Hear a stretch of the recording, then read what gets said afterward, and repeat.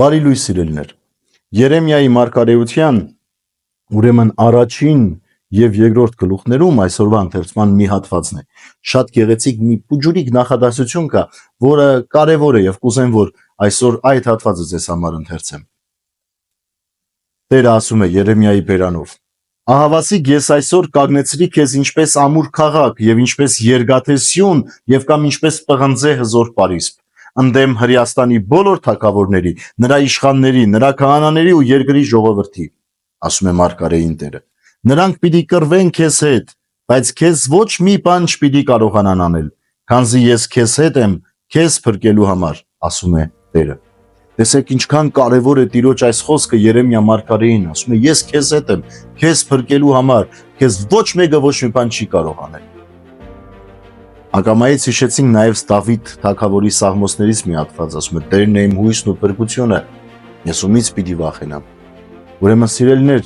երբ Տերը մեզ հետ է եւ մենք դա գիտակցում ենք եւ մենք Տիրոջ բերանից լսում ենք այդ խոսքերը, դա մեզ զորացնում է, դա մեզ քաջություն է տալիս։ Այսօր յուրաքանչյուր մեկ քրիստոնյա ամեն վայրկյան պետք է հիշի, որ Տերն իր հետ է։ Տերն իր հետ է եւ նա երբեք ու երբեք առանց Տիրոջ չէ։ Ուղղակի այդ հիշողությունն ենք մենք կորցնում, այդ տեսությունն ենք կորցնում, դրա համար էլ խառնվում ենք, սկսում ենք չհասկանալ, թե ինչ ենք անում, տկարանում ենք մեր ընթացքի մեջ, հանձնվում ենք շուտ, վախենում ենք, մեզ թվում է, որ այլևս միայնակ ենք, մեզ աջակից չկա։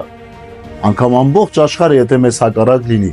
պետք է վստահ լինենք, որ Աստված ինձ հետ է, Աստված ձեզ հետ է, Աստված քեզ հետ է, Աստված ամեն մեկ քրիստոնյայի հետ է։ Եվ սա ամենալավ բանն է, որովհետև քրիստոնյան այլևս միայնակ չէ եւ զորություններն են Տիրոջ այդ քրիստոնյային ուղեկից։ Ուրեմն սիրելիներ, այսօրվա հոգևոր նախաճաշը թող արթնացնի մեր մեջ այդ գիտակցությունը, թող ամուր պահի նաեւ այդ տեսությունը հոգևոր աչքերի, որ միշտ հասկանանք, որ Աստված մեզ հետ է,